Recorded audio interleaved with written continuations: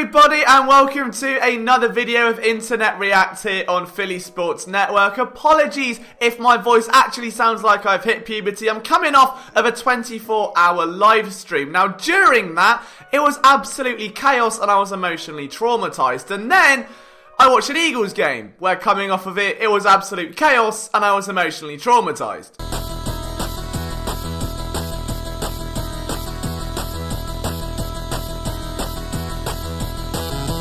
If you are new here and you don't know what this type of video entails, I ask you guys for your best reactions to the Eagles' most recent game. Some of them good, some of them bad, others are probably best not shared in this video, but there are always two ways to submit your best memes and reactions. The first one is to my Twitter post, which always goes up after the game, at Liam Jenkins PSN. The second is to join our Eagles group chat. Flick Sports is the app, PSN Eagles Nation is the group. There's a link down in the description. It's free, there are cash giveaways, competitions, and nearly 600 Eagles fans all there, socializing, getting to know each other, and at a time like this, probably coming together for some post-game therapy. Now, as with every loss, and believe me, there are several, we have started a new tradition here for this series, which is the Hall of Pain. The reactions are here a little too close to home, or maybe generally summarize the overall emotions from the game. So once again, here are some of the best reactions from what can only be described as an absolute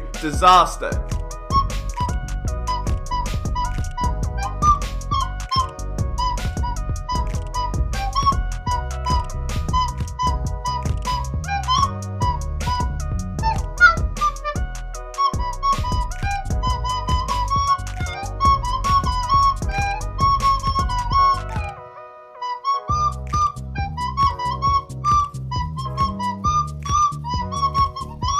Let's get on to the analysis from the game. Parker made a good observation, is that Colleen Wolfe only wants one thing for Christmas, and that's to not feel dead inside when watching the Eagles. And believe me, that's something that might be very, very difficult to come by. As much as I would love that to change, as things stand right now, there is no life on this offense. If we're dead inside, the Eagles' offense is dead outside, inside, and everywhere else. It is an absolute travesty right now. I'm still fuming. But the Eagles started this game with 8 consecutive runs, and they glided down the field like they were dancing with the stars. And then what happened was Miles Sanders fumbled, and approximately 13 seconds later, they gave up on the run. They only rushed 17 more times throughout the entire game.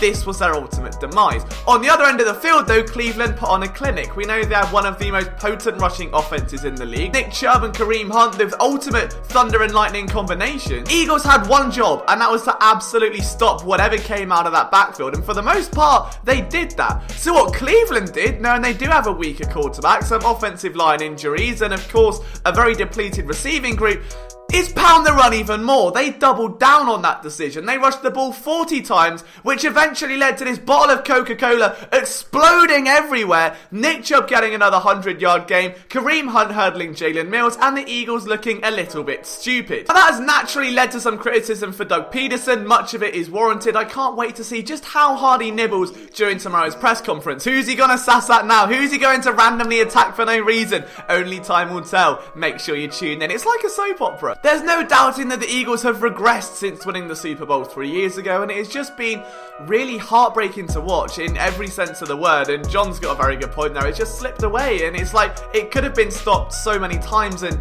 it just hasn't. Tay sums it up quite nice though. He says, Doug's play calling is atrocious. Wentz isn't himself. It's hard to see the light at the end of the tunnel. Like, let's talk about Carson Wentz for a moment.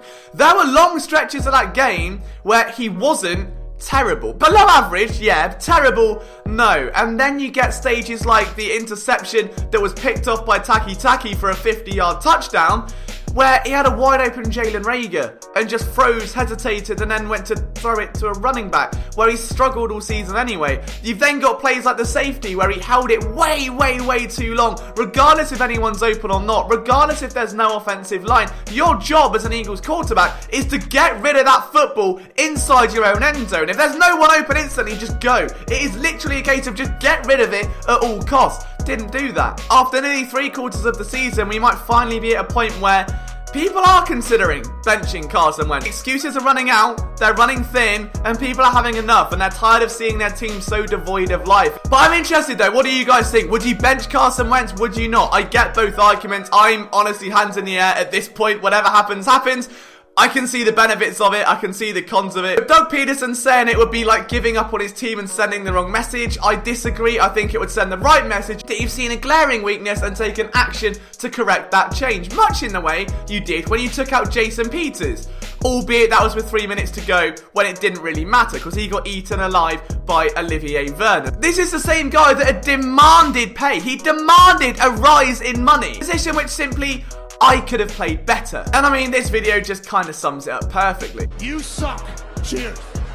Die-hard Eagles fan says can't expect much the way the line played. That does deliver us exactly to our next point. That's the entire offensive line was terrible. Obviously, Lane Johnson got pulled out. He looked bad anyway and has for a little while now, and that's not a hot take. You had Jason Peters struggling. Jason Kelsey, bless him, suffered what looked like a hyperextension, goes out, refuses to go in the medical tent, gets checked in at halftime, questionable to return, comes back, can't buckle his own helmet, and still goes out and plays. And he was let down by every single player around him. Not acceptable. And the harsh reality is, even if Brandon Brooks was back, even if you had the likes of Andre Dillard in there, it wouldn't have mattered because the big players are still playing poorly. That's a coaching problem, it's a practice problem, it's not on. The entire game just did leave us looking like this.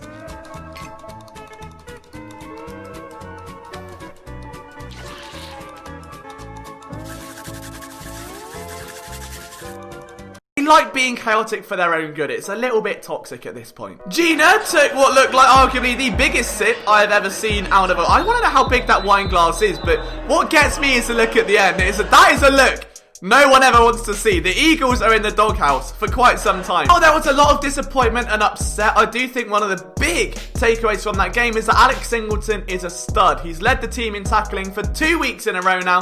Double-digit tackles, a sack, tackle for a loss, picked up a fumble. The guy's flying all over the field. If there is ever a positive takeaway, that man is it right there. Keep him on the team at all costs, because if he doesn't stay next year, I think I might actually have some sort of breakdown. That's it, guys, for another episode of the Internet Reacts to Eagles games. If you enjoyed it, please leave a like, leave your comments and your best reactions down below. From myself, Liam Jenkins, I hope to see you in our Flick Sports group chat. I'll see you soon.